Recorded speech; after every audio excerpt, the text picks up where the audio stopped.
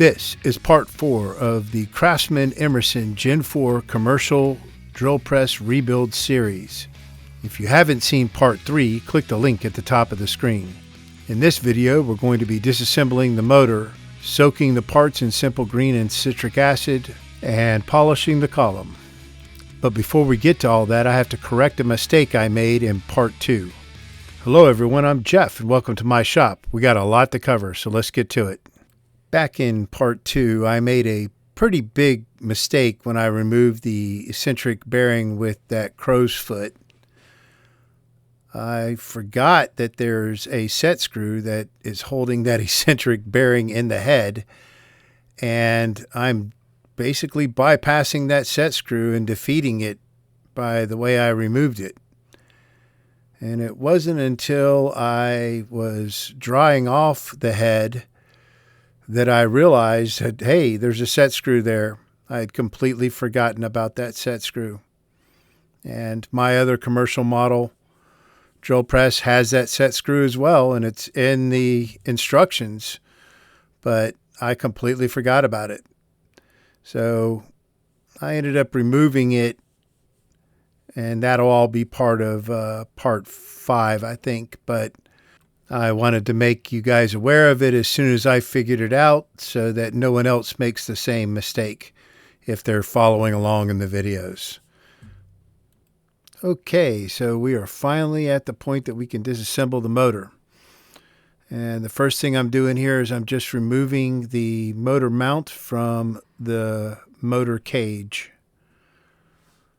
And it's got 4 bolts on there that I'm just loosening and removing. So this motor has sleeve bearings, meaning you can't replace the bearings. You have to oil them, and there's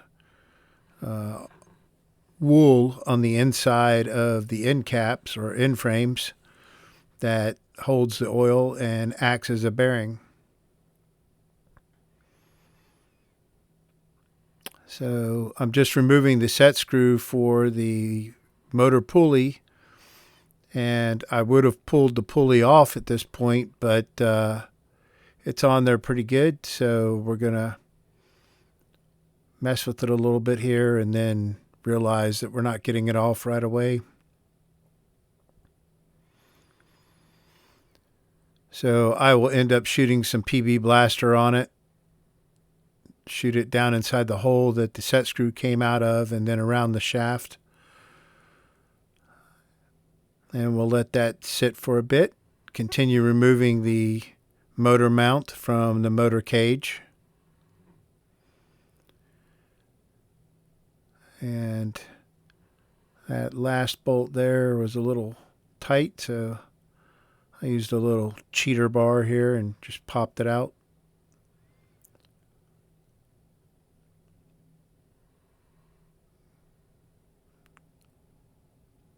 And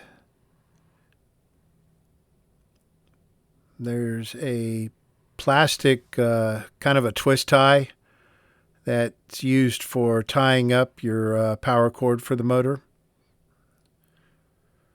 And then I had or whoever had a zip tie around that wad of power cord there.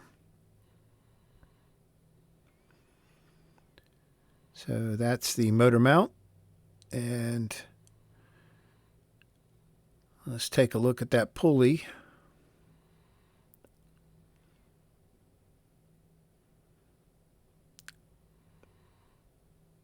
So I'm just going to use a piece of this 1-inch flat bar stock. It's about 1/8 of an inch thick. And it's just big enough to fit between the motor and the end frame, or the pulley in the end frame. So I can start pushing it away from the motor, and then it'll slide off that shaft, no problem at all. Next, I'm going to go ahead and remove the capacitor cover. Just has 2 screws on it.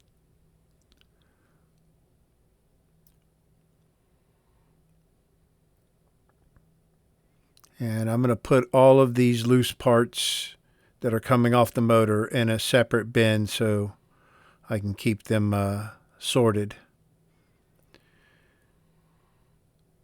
So the capacitor is inside that cover, and really you just got to kind of bend the side of the cover out just a little bit and the capacitor will pop out of there.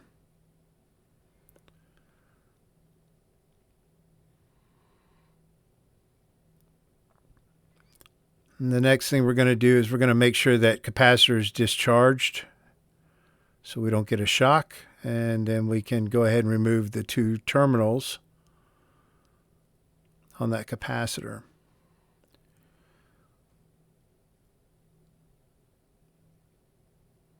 So this capacitor is not polarized, but I mess with so many motors that this is just what I do with every motor, is I mark every wire, and I'll even put a marking on the capacitor itself for where those wires are going to go, even though they're not polarized. It's how I do things. So now we're going to go ahead and remove the cage from the motor.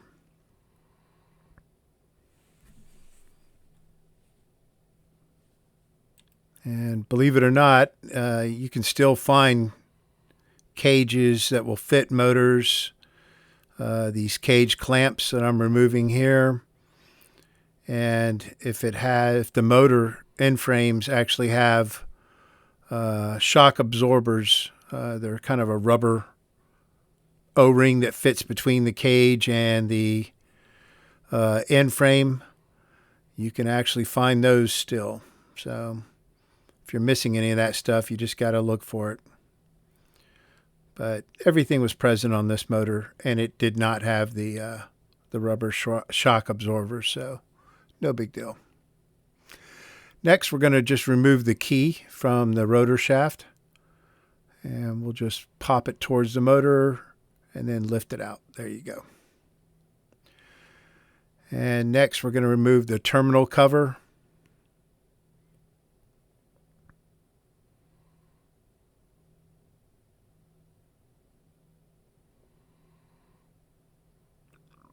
And it just has two screws that hold it on.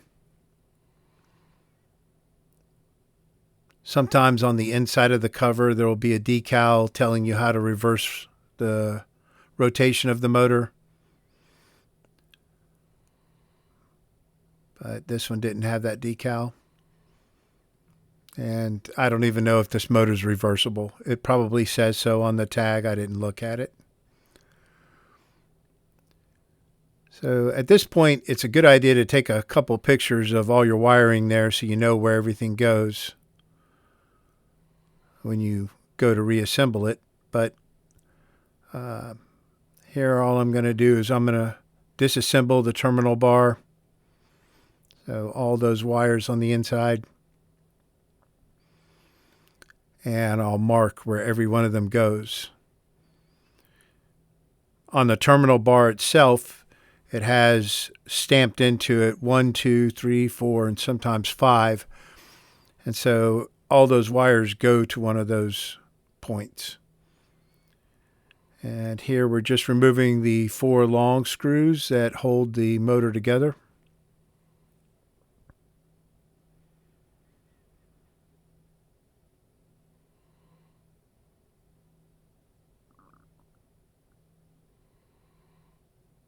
You can see the wiring there has tags on it now where I've marked all the wires. And then we can go ahead and start removing the end frames. So motors made around this time frame, late 70s, early 80s, they'll have a little cutout on the side there that you can just stick a screwdriver in it and twist it, and it'll move the end frame away from the motor stator. So there's the other end frame. And there's a fiber washer in there. There's also a rubber washer in there. And you can kind of see that sleeve bearing in there.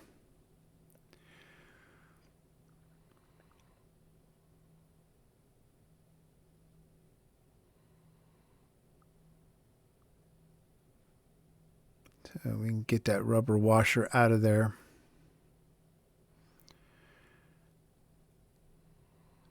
And what I'll typically do is, here I'm removing the rest of the hardware that's on the rotor shaft. There's a couple more spacers and shims.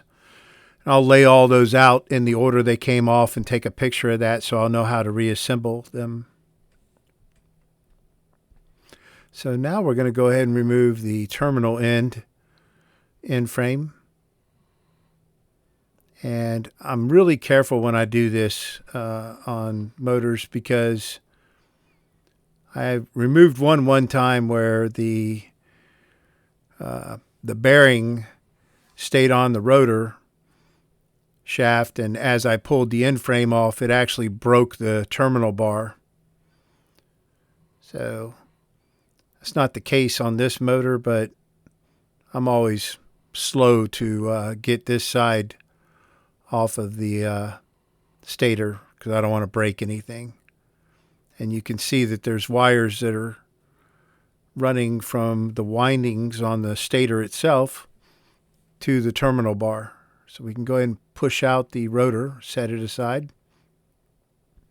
And we're just going to mark all this wiring as well.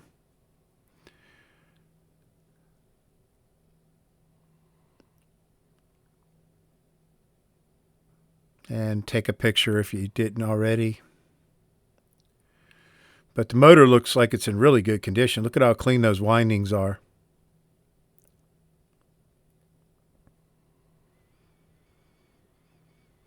So next we're going to go ahead and remove the terminal bar.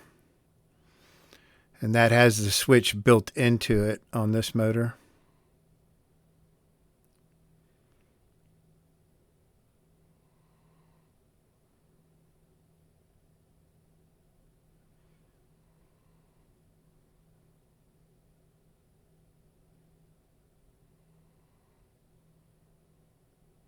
We'll set that aside. Then we're going to remove these oil plugs that are on each one of the end frames. That's how you oil the sleeve bearings.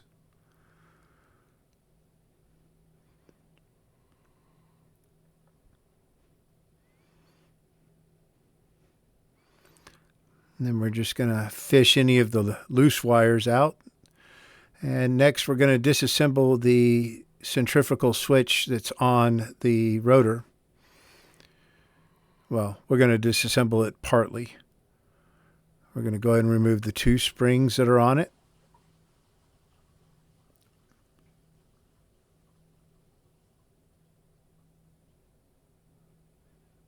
And if you break a spring, but you have a good spring, you can get some measurements off of it and order a replacement from McMaster-Carr. And then we'll go ahead and pull out the centrifugal switch parts. And that's as far as we're going to disassemble it. We're going to leave that white plastic part, we're going to leave it on there. I've taken them off before, but I'm leaving it on there. Next, we're just disassembling the table lock for the table. So we're ready to do simple green. And I'm going to talk about this because I get a couple questions every once in a while about it. Anything that does not have any markings on it, so if it doesn't have any graphics on it, and anything that is painted that you don't care about the paint, you can put in simple green. I typically don't put any of the electrical components in simple green. I don't put any of the stuff made out of fiber, like the fiber washers and that kind of stuff.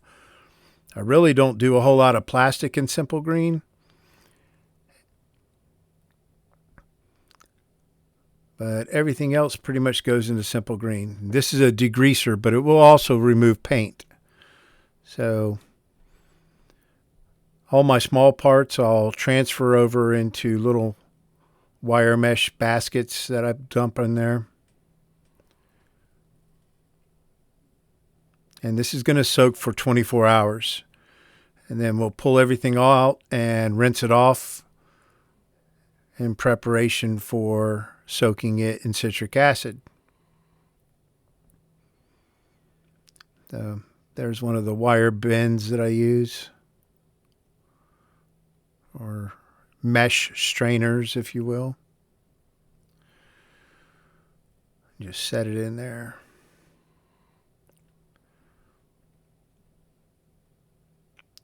We'll let that sit for 24 hours.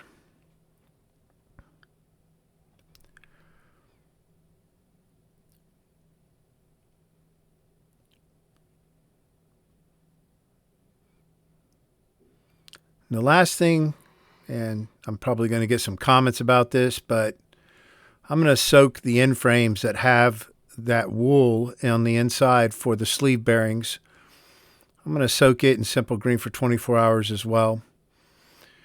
And basically, I just want to remove all the oil out of that wool.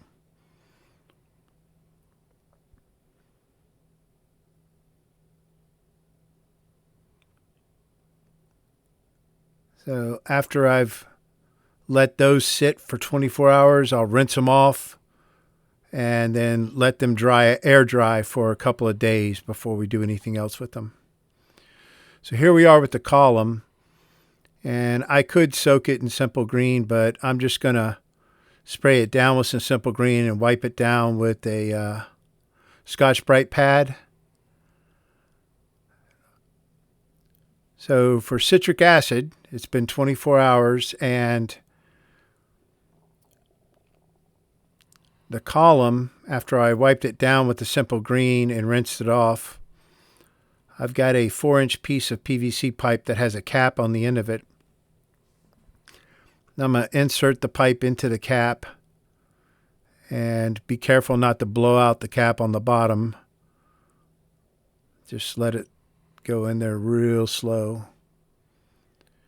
And then I'm going to stand that pipe up.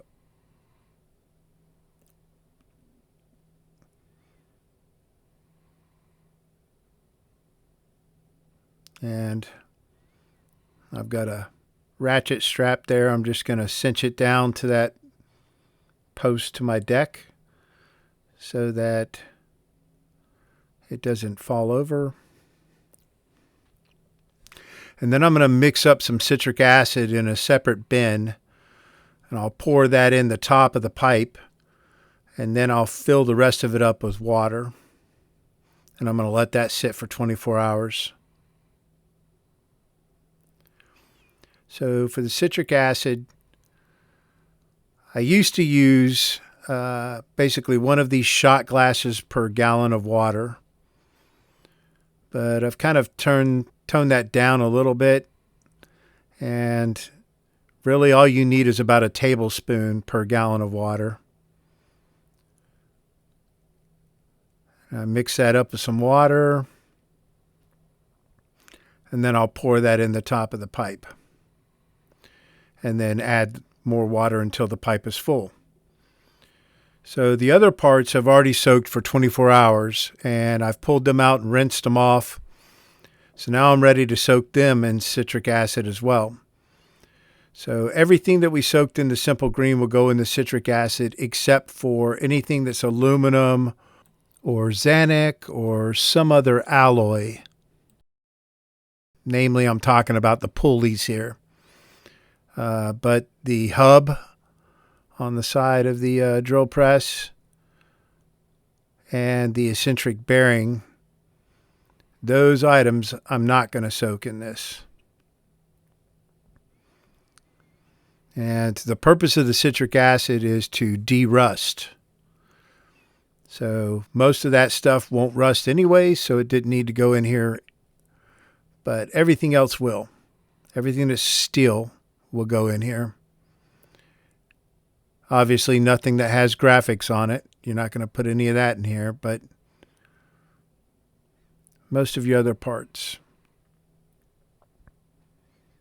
And I'll do the same thing here that I did with the simple green for the small parts. I transferred them over to little mesh strainers and sat them in there. So 24 hours after we soaked the column in citric acid, we pulled it out, rinsed it off, dried it off. I ran a rag down the center of it, and then I coat the inside of that column with WD-40. And then I assemble this poor man's lathe, and I dry sand it first. So in dry sanding, I go, I'm starting off with usually 80 grit, and then I'll go up to 100, 120, 150, 180, 220, and then 320. And that's my process for dry sanding. Now, depending on how badly the column is pitted or rusted, I may actually even bring out some flapper wheels and use my angle grinder with a flapper wheel on it. And I'll do that in 40, 60, and 80 grits before I start dry sanding. But this column's in pretty good shape, so we just went straight to dry sanding.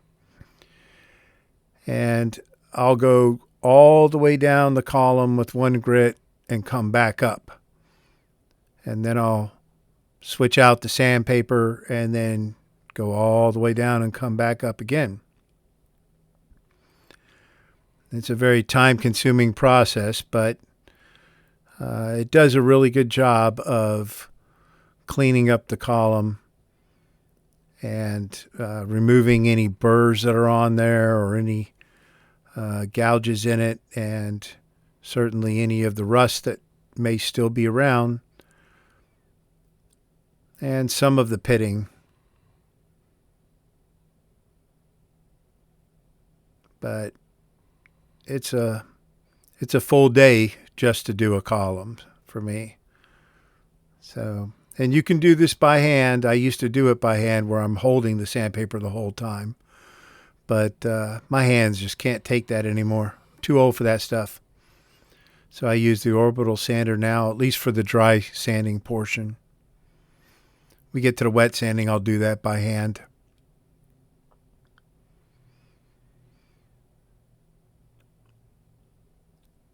So, and I've got a video that kind of shows how I set up this poor man's lathe, and I'll link it here. So if anybody is interested, they can go and watch that and see how I set it up. There's probably a million ways to do it. This is just how I do it.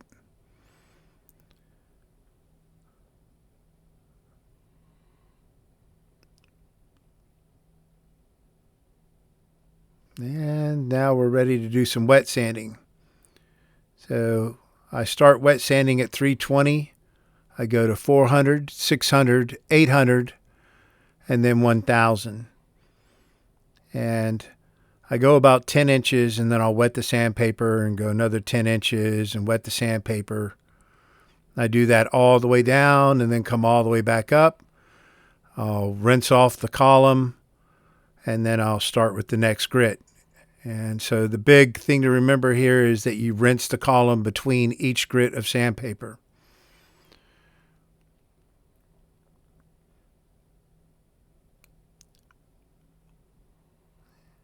And like I said, it's time consuming. And when you get to the wet sanding, it gets really messy, really messy. But it works. So after all that's done, then I wipe down the column, dry it off, and then I use the Mother's Mag and aluminum polish, and I will coat the whole column with this stuff.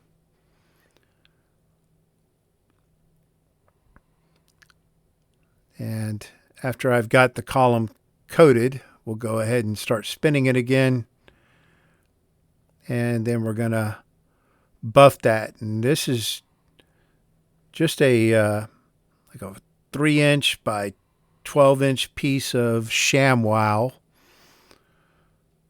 that I had laying around, but you could do it with a t-shirt probably, a good cotton t-shirt. And I just work my way down the column and then back up. This, after you've got that column sanded to 1000 grit, hitting it with this stuff just makes it shine like it's chrome.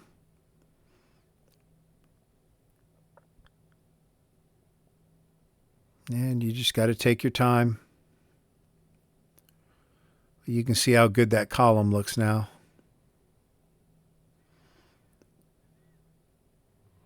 And of course, this isn't necessary. This is just what I do when I rebuild a drill press. But that Mother's Mag aluminum polish, that stuff is magic.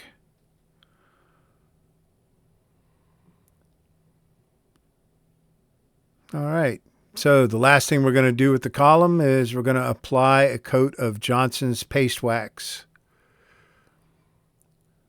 So I just use a microfiber cloth for this. Now, if you can't get the Johnson's paste wax because they don't make it anymore, any Carbonuba paste wax, like floor paste wax, will work. All you're doing is applying a wax coat over the column to protect the metal so that it won't rust.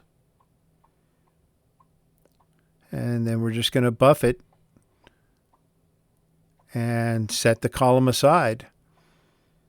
And that's going to wrap up this video. I hope you enjoyed it. I like making them, so people liking the videos tells me that I'm making stuff you guys want to see. I think I've got something like 300 and close to 350 subscribers now. So that's way more than I ever thought I would get. But I'm doing this to help you guys, and it's fun for me to do. So I appreciate all the support. Please like and subscribe, and I will see you next time.